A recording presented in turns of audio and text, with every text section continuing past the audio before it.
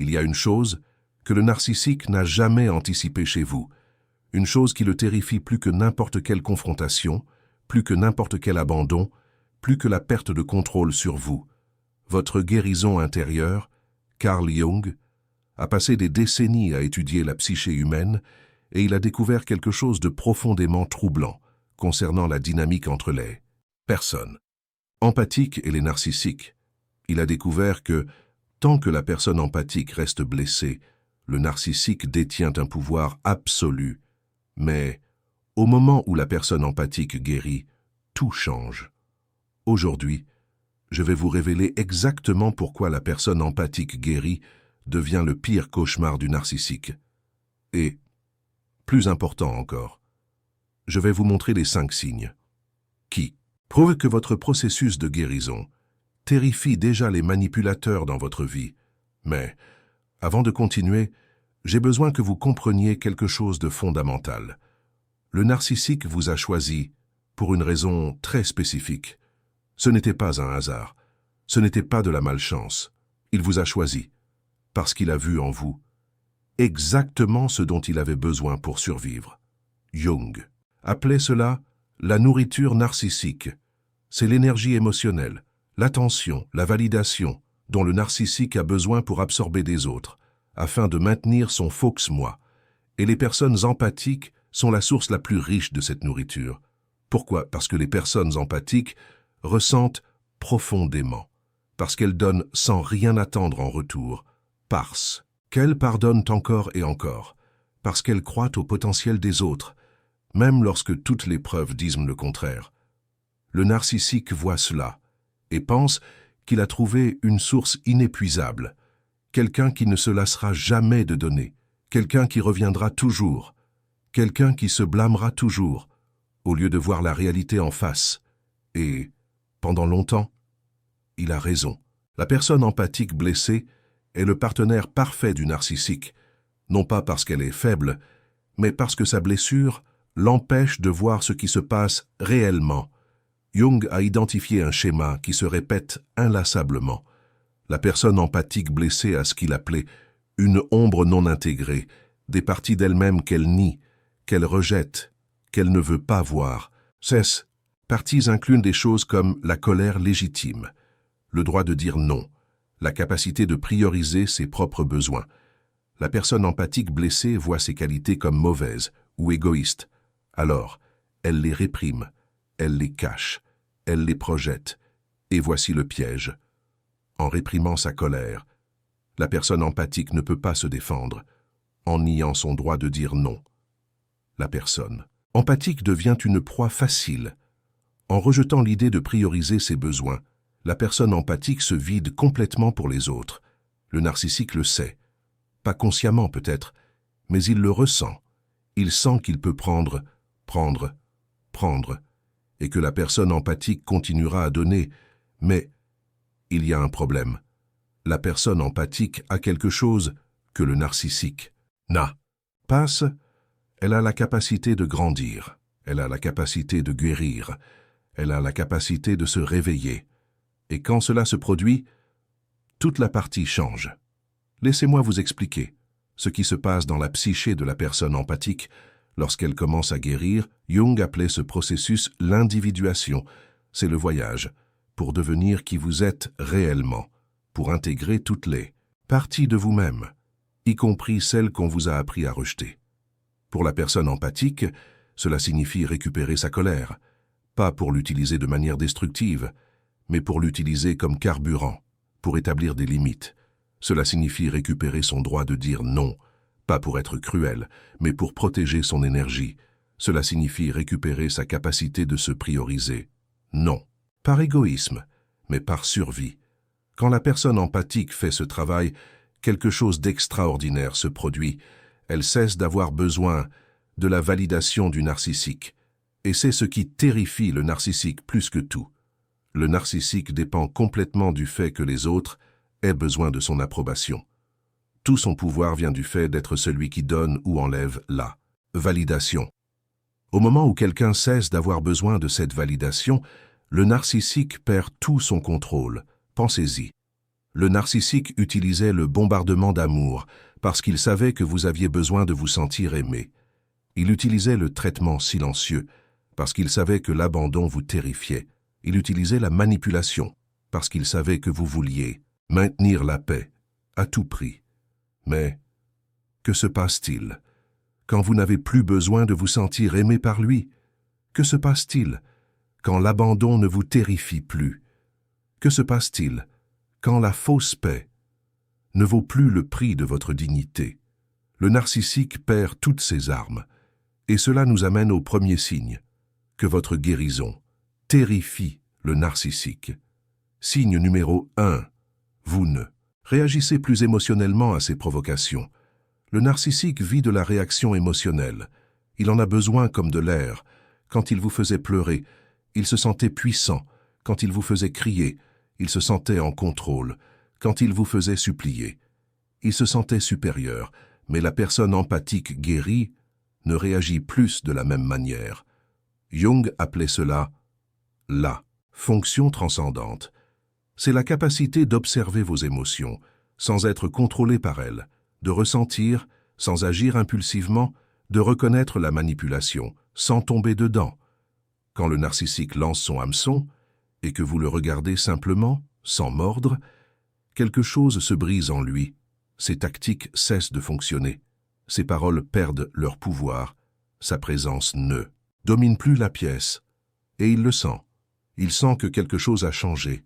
Il sent qu'il a perdu le contrôle qu'il avait auparavant. Et cela le déstabilise profondément. Mais attendez, parce que le deuxième signe est encore plus perturbateur pour le narcissique. Signe numéro 2, vous commencez à faire confiance à votre propre perception. Le narcissique a passé des années à faire du gaslighting, à vous dire que vous étiez fou, que vous voyiez des choses qui n'existaient pas, que vos sentiments étaient exagérés, que votre mémoire était mauvaise, et cela fonctionnait. Cela fonctionnait parce que la personne empathique blessée doutait déjà d'elle-même, questionnait déjà sa propre réalité, croyait déjà que, peut-être, le problème venait d'elle. Mais la personne empathique guérie a fait quelque chose de révolutionnaire. Elle s'est reconnectée avec ce que Jung appelait la fonction intuitive, cette voix intérieure qui a toujours su la vérité, mais qui a été réduite au silence par des années d'abus. Maintenant, quand le narcissique dit « ça ne s'est jamais passé », la personne empathique guérie n'entre pas en panique, ne questionne pas sa mémoire, ne se sent pas confuse. Elle sait simplement ce qu'elle sait. Cette certitude intérieure est terrifiante pour le narcissique, parce que tout son pouvoir dépendait du contrôle de votre réalité, d'être le seul interprète de ce qui était vrai et de ce qui ne l'était pas. Mais il ne peut plus le faire. Votre réalité est dès maintenant la vôtre, et cela nous amène au troisième signe, qui est peut-être le plus transformateur. Signe numéro 3. Vous établissez des limites, sans ressentir de culpabilité. La personne empathique blessée avait une relation compliquée avec les limites. Chaque fois qu'elle essayait d'en poser une, la culpabilité la consumait. Elle se sentait égoïste. Elle se sentait mauvaise. Elle se sentait comme si elle abandonnait quelqu'un qui avait besoin d'elle. Le narcissique le savait et l'exploitait. Chaque fois que la personne empathique essayait de s'éloigner, le narcissique activait la culpabilité. Il vous faisait sentir que vous le détruisiez, que sans vous, il ne survivrait pas, que vous étiez cruel, de penser à vous-même. Et la personne empathique blessée revenait, encore et encore. Mais la personne empathique guérie comprend quelque chose que Jung a expliqué clairement. La culpabilité d'imposer des limites, ce n'est pas une culpabilité réelle. C'est une culpabilité implantée, une programmation installée pendant des années d'abus qui vous dit que vos besoins ne comptent pas. Quand la personne empathique intègre son ombre, quand elle récupère son droit d'exister comme un individu séparé, la culpabilité liée à l'établissement de limites commence à se dissoudre. Cela ne disparaît pas du jour au lendemain, mais cela ne contrôle plus les décisions. Une personne empathique guérie peut dire non et ressentir l'inconfort, sans céder. Elle peut maintenir sa limite, même si le narcissique pleure, crie ou menace. Elle peut protéger son énergie, sans avoir l'impression d'être une mauvaise personne. Et ceci détruit le narcissique, parce que son plus grand pouvoir était la capacité de vous faire sentir coupable, de vous protéger. Sans cette arme, il est désarmé. Mais il y a plus. Le quatrième signe est quelque chose que le narcissique n'a jamais vu venir. Signe numéro 4. Vous n'essayez plus de le changer ou de le sauver. La personne empathique blessée a une fantaisie. La fantaisie que si elle aime suffisamment, si elle est suffisamment patiente, si elle donne suffisamment, le narcissique changera. Il verra la lumière. Il deviendra la personne qu'il a promis d'être. Au début, cette fantaisie est ce qui maintient la personne empathique piégée pendant des années. C'est l'espoir qui ne meurt jamais. C'est la lumière au bout du tunnel, qui semble toujours sur le point d'arriver, mais qui n'arrive jamais. Jung a beaucoup écrit à ce sujet. Il l'a appelé la projection de l'anima ou de l'animus. La personne empathique n'est pas amoureuse du narcissique réel. Elle est amoureuse d'un potentiel qu'elle a imaginé, d'une version idéalisée qui n'a jamais existé et qui n'existera jamais. Quand la personne empathique guérit, cette projection se retire. La personne empathique commence à voir le narcissique tel qu'il est réellement, pas comme il pourrait être, pas comme il devrait être, mais comme il est à ce moment précis, et probablement le sera toujours. Et cette vision claire entraîne une décision puissante. La personne empathique arrête d'essayer de le sauver, non par cruauté, non par manque de compassion, mais par compréhension. Compréhension que vous ne pouvez pas guérir quelqu'un qui ne veut pas être guéri. Vous ne pouvez pas grandir pour quelqu'un qui choisit la stagnation. Vous ne pouvez pas aimer quelqu'un vers la santé quand cette personne préfère la maladie. Le narcissique ressent ce changement immédiatement. Il sent que vous n'êtes plus son projet de sauvetage, en attente d'être achevé. Il sent que vous n'investissez plus d'énergie à le changer, et cela le terrifie.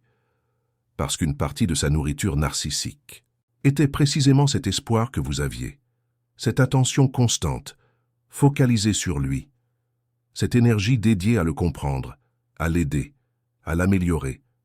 Quand cela disparaît, le narcissique expérimente quelque chose, proche de la panique.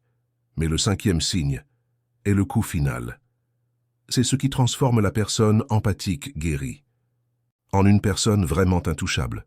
Signe numéro 5 de votre bonheur ne dépend plus de lui.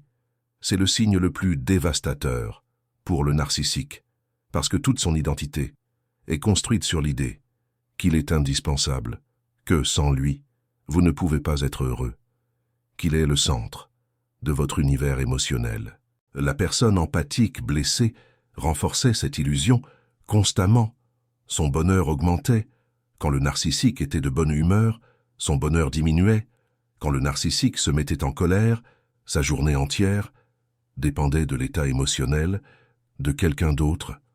Le narcissique adorait ça. Cela le faisait se sentir important, puissant, nécessaire. Mais la personne empathique guérie a fait quelque chose que Jung appelait le retrait des projections. Elle a récupéré son centre émotionnel. Elle a cessé de mettre son bien-être entre les mains d'une autre personne. La personne empathique guérie peut passer une bonne journée, même si le narcissique est furieux. Elle peut ressentir la paix, même si le narcissique crée du drame. Elle peut expérimenter une joie qui n'a rien à voir avec l'approbation ou la désapprobation de qui que ce soit. Cette indépendance émotionnelle est ce que le narcissique n'a jamais pu imaginer. Pour lui, tout le monde devrait tourner autour de lui.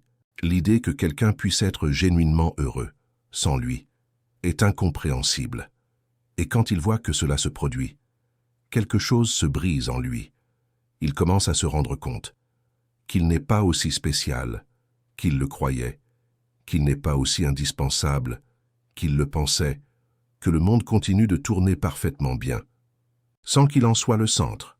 Cette réalisation peut provoquer ce que les psychologues appellent une blessure narcissique, une blessure profonde à l'ego fragile du narcissique. Et quand cela se produit, préparez-vous à voir ces tactiques les plus désespérées. Laissez-moi vous parler de ce que fait le narcissique. Quand il se rend compte que la personne empathique a guéri, la première chose qu'il essaie est d'intensifier les tactiques qui fonctionnaient auparavant. Si le silent treatment avait l'habitude de vous soumettre, maintenant, il le fera plus longtemps et plus cruellement. Si les insultes vous déstabilisaient, maintenant, elles seront plus personnelles et plus blessantes. Si les menaces vous effrayaient, maintenant, elles seront plus dramatiques. Mais voici la différence. La personne empathique guérie voit ces tactiques pour ce qu'elles sont, des mouvements désespérés, de quelqu'un qui est en train de perdre le contrôle. Au lieu de réagir avec peur ou douleur, la personne empathique guérie peut observer, presque avec curiosité clinique. Et cela rend le narcissique fou. La deuxième tactique est le hoovering extrême. Le narcissique se transforme soudainement en la personne la plus amoureuse, attentionnée et repentie du monde. Il pleure, il demande pardon, il promet de changer. Il fait des gestes romantiques qu'il n'avait pas fait depuis des années. La personne empathique blessée serait tombée immédiatement. Elle aurait vu cela comme une preuve que finalement, après toute cette souffrance, le narcissique était en train de changer. Mais la personne empathique guérie, c'est quelque chose de crucial. Ce comportement est temporaire. C'est une tactique de récupération de nourriture narcissique, pas un changement genuin. Au moment où le narcissique sentira qu'il vous a récupéré, tout redeviendra comme avant. La personne empathique guérie peut apprécier le geste, sans tomber dans le piège. Elle peut reconnaître le schéma sans le répéter. Et quand le narcissique voit que ni l'intensification, ni le hoovering ne fonctionnent, il passe à la troisième phase. La campagne de dénigrement. Le narcissique commence à dire du mal de vous, à tous ceux qui vous entourent. Il vous dépeint comme le méchant, comme le fou, comme l'abuseur. Il utilise les flying monkeys, ces personnes qui croient aveuglément en lui, pour transmettre sa version des faits. La personne empathique blessée serait entrée en panique. Elle aurait essayé de se défendre désespérément. Elle aurait tenté de convaincre tout le monde de son innocence. Mais la personne empathique guérie comprend quelque chose que Jung a expliqué profondément. Vous ne pouvez pas contrôler comment les autres vous perçoivent. Vous pouvez seulement contrôler qui vous êtes. La personne empathique guérie laisse le narcissique parler, laisse les flying monkeys croire ce qu'ils veulent croire. Elle ne dépense pas d'énergie à essayer de changer des esprits qui sont déjà fermés avec le temps. La vérité éclate. Les personnes avec discernement voient à travers les mensonges et ceux qui choisissent de croire le narcissique révèlent qu'ils n'ont jamais été de vrais alliés de toute façon. Cette calme face à la diffamation est quelque chose que le narcissique ne peut pas comprendre. Comment est-il possible que cela ne vous détruise pas? Comment est-il possible que vous ne suppliez pas pour votre réputation? La réponse est simple. L'individu empathique guéri possède quelque chose que le narcissique n'aura jamais. Une paix intérieure, qui ne dépend pas de l'opinion des autres. Maintenant, si vous êtes arrivé jusqu'ici, il faut que je vous parle d'une chose importante. Ce type de contenu demande une quantité énorme de recherche. Chaque vidéo représente des heures d'études, des textes de Carl Jung, de la littérature psychologique contemporaine, des schémas qui se répètent, encore et encore, dans les relations avec des narcissiques. Le bouton « Merci » juste en dessous n'est pas seulement un soutien financier. C'est votre façon de dire. Ces connaissances ont de la valeur. C'est votre façon d'investir dans un contenu qui protège des personnes comme vous. C'est votre façon de vous assurer que ce type d'information reste accessible. Chaque « merci » me permet de consacrer plus de temps à créer du contenu qui fait vraiment la différence. Pas des vidéos superficielles qui répètent ce que tout le monde sait déjà, mais des analyses profondes qui révèlent ce que la plupart préfèrent ignorer. Si cette vidéo vous a ouvert les yeux, Si elle vous a apporté de la clarté sur votre situation, considérez montrer votre soutien, pas par obligation, mais par gratitude envers vous-même, pour avoir commencé ce voyage de guérison intérieure. Maintenant, laissez-moi vous parler de quelque chose que la plupart des vidéos sur ce sujet ignorent complètement. Le processus de guérison intérieure de la personne empathique n'est pas linéaire. Il y a des jours où vous vous sentirez complètement libéré, et il y a des jours où vous douterez de tout à nouveau. Il y a des moments de clarté absolue, et il y a des moments de confusion profonde. C'est complètement normal. Carl Jung appelait cela le voyage du héros, un chemin rempli d'épreuves, de chutes, de moments de désespoir, mais aussi un chemin de transformation graduelle et inévitable. Ce qui distingue la personne empathique qui guérit de celle qui reste piégée n'est pas l'absence de doute ou de rechute, c'est la direction générale du mouvement. Même s'il y a des retours en arrière, le mouvement général est vers l'avant, vers l'intégration, vers la plénitude. Et il y a des signes spécifiques qui montrent que vous êtes sur le bon chemin. Le premier signe, c'est que vous commencez à reconnaître les schémas plus rapidement. Avant, il vous fallait des mois, voire des années, pour vous rendre compte que vous étiez dans une dynamique toxique. Maintenant, vous le voyez en quelques semaines, voire quelques jours, parfois en quelques heures. Cette accélération de la reconnaissance est la preuve que votre intuition s'affine, que les leçons douloureuses du passé se transforment en sagesse pratique. Le deuxième signe, c'est que vous commencez à attirer des personnes différentes. La personne empathique blessée avait une tendance inconsciente à attirer des narcissiques. C'était comme un aimant. Quelque chose dans son énergie communiquait une disponibilité à être exploitée. Mais à mesure que vous guérissez, votre énergie change, et avec elle, le type de personne que vous attirez. Vous commencez à rencontrer des gens qui respectent vos limites naturellement, qui donnent autant qu'ils reçoivent, qui vous voient comme leur égal, et non comme une nourriture narcissique. Ce changement dans vos relations est une preuve tangible de votre transformation intérieure. Le troisième signe, c'est que vous commencez à apprécier la solitude. La personne empathique blessée craignait d'être seule. Elle préférait une mauvaise compagnie à aucune compagnie. Elle acceptait un traitement inacceptable, juste pour ne pas affronter le silence. Mais la personne empathique en voie de guérison intérieure découvre quelque chose de révolutionnaire. La solitude peut être profondément nourrissante. Elle peut être un espace de recharge, de réflexion, de reconnexion avec soi-même. Quand vous n'avez plus peur d'être seul, le narcissique perd l'une de ses armes les plus puissantes. Il ne peut plus vous menacer d'abandon. Il ne peut plus vous faire sentir que sans lui, vous n'êtes rien. Parce que vous avez découvert que vous êtes tout ce dont vous avez besoin. Laissez-moi vous parler maintenant d'un concept de Carl Jung, qui est absolument central pour comprendre cette dynamique. Carl Jung parlait de ce qu'il appelait l'intégration de l'ombre. L'ombre, c'est tout ce que nous rejetons de nous-mêmes, les parties dont on nous a appris qu'elles étaient mauvaises, honteuses, inacceptables. Pour la personne empathique, l'ombre contient souvent des qualités qui sont essentielles pour la protection, la colère, l'agressivité, l'égoïsme sain, la capacité de faire passer ses besoins en premier. Ces qualités ont été rejetées pour une raison. Peut-être avez-vous grandi dans un environnement où exprimer la colère était dangereux. Peut-être vous a-t-on appris que penser à vous-même était un péché. Peut-être avez-vous appris qu'être bon signifiait se sacrifier constamment. Le problème, c'est qu'en rejetant ces parties, vous vous êtes laissé sans défense. La colère refoulée ne disparaît pas. Elle se transforme en dépression ou en anxiété. L'agressivité niée ne s'en va pas. Elle se retourne contre vous-même, sous forme d'autocritique brutale. L'égoïsme rejeté ne s'élimine pas. Il se transforme en ressentiment passif-agressif. Le narcissique exploite exactement ces dynamiques. Il sait que vous ne vous défendrez pas, parce que votre colère est enterrée.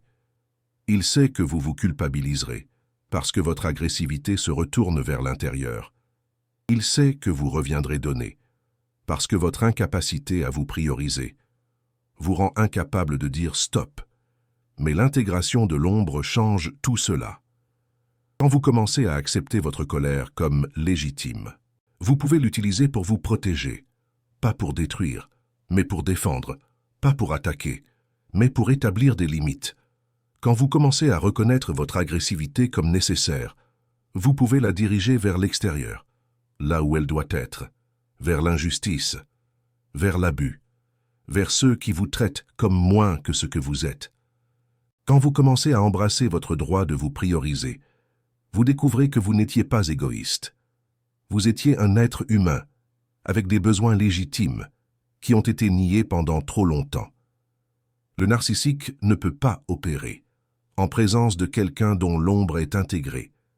Ces tactiques dépendent de votre fragmentation intérieure, de votre guerre contre vous-même, de votre rejet de parties essentielles de votre être. La personne empathique intégrée est un opposant que le narcissique ne sait pas comment affronter. Et cela nous amène à quelque chose que je veux que vous compreniez très clairement.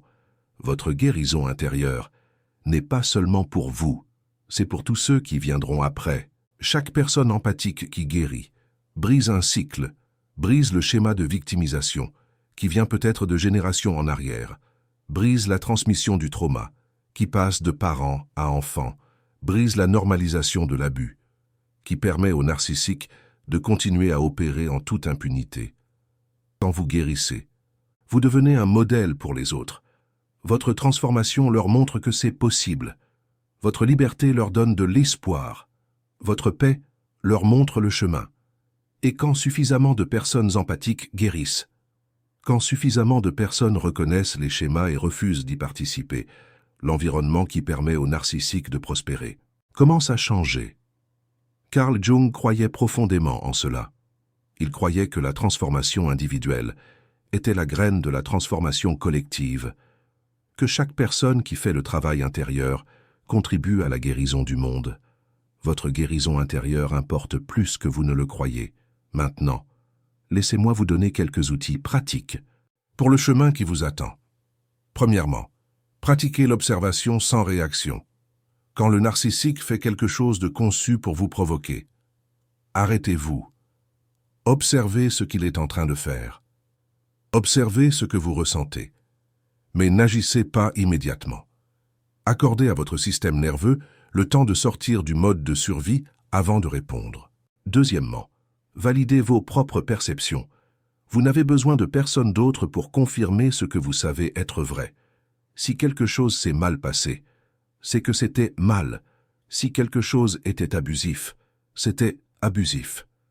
Vous n'avez pas besoin de l'approbation de quiconque pour faire confiance à votre expérience.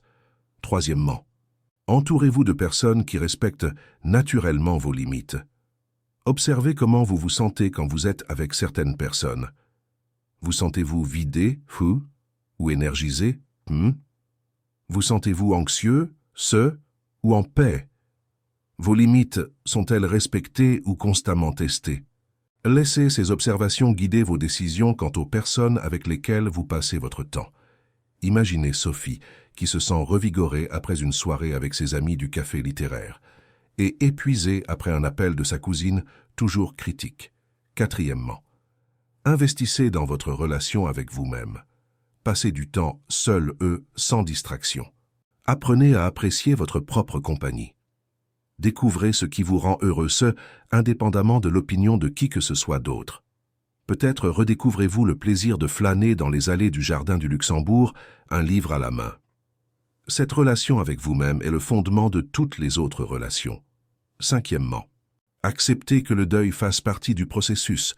Vous allez pleurer, pas seulement pour la relation que vous avez perdue, mais pour la relation que vous n'avez jamais eue, pour le temps que vous avez investi, pour la personne que vous croyiez qu'il était, pour la personne que vous auriez pu être si vous n'aviez pas été piégé dans cette dynamique. Laissez le deuil se produire. C'est une partie de la façon dont vous guérissez. Carl Jung. Jung a dit quelque chose que je veux que vous vous rappeliez toujours. Il a dit que vous ne vous illuminez pas en imaginant des figures de lumière, mais en rendant consciente l'obscurité. Votre guérison intérieure ne vient pas de faire semblant que tout va bien. Elle vient d'affronter ce qui n'allait pas, de voir clairement ce qui s'est passé, d'accepter la réalité, peu importe combien elle est douloureuse. Et en faisant cela, en affrontant l'obscurité, les yeux ouverts, vous découvrez quelque chose d'incroyable. Vous êtes plus fort que vous ne l'avez jamais imaginé. Vous avez survécu à des choses qui auraient détruit d'autres. Vous avez conservé votre capacité d'aimer, même si on vous a enseigné que l'amour fait mal. Vous avez conservé votre compassion, même si elle a été utilisée contre vous. Et maintenant, en guérissant, vous transformez toute cette douleur en sagesse, toute cette expérience en protection, toute cette obscurité en lumière. La narcissique vous a choisi parce qu'il, elle, a vu votre lumière. Il, elle, pensait qu'il, elle, pouvait la consumer. Il, elle, pensait qu'il, elle, pouvait l'éteindre. Mais il, elle, avait tort. Votre lumière n'a pas seulement survécu, elle est devenue plus forte. Et maintenant, elle brille d'une manière que la narcissique ne peut pas tolérer. Parce qu'à chaque fois qu'il, elle, vous voit prospérer, à chaque fois qu'il, elle, vous voit en paix, à chaque fois qu'il, elle, vous voit vivre une vie qui ne dépend pas de lui, elle, il, elle, se rappelle qu'il, elle, a échoué. Il, elle, a échoué à vous détruire. Il, elle, a échoué à vous contrôler. Il, elle, a échoué à vous maintenir petit.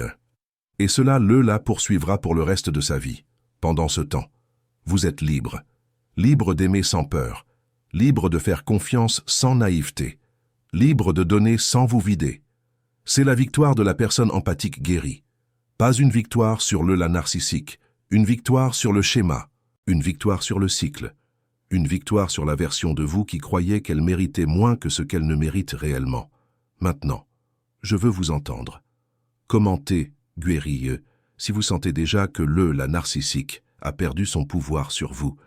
Commentez en processus si vous êtes toujours en chemin. Mais que vous savez où vous allez, et racontez-moi lequel des 5 signes vous avez reconnu dans votre propre expérience. Je lis tous les commentaires et je réponds à ceux que je peux. Si cette vidéo vous a aidé à comprendre votre situation, partagez-la avec quelqu'un qui en a besoin. Parfois, une seule vidéo peut être le point de bascule dont quelqu'un avait besoin pour commencer son propre voyage de guérison intérieure. À bientôt dans la prochaine vidéo.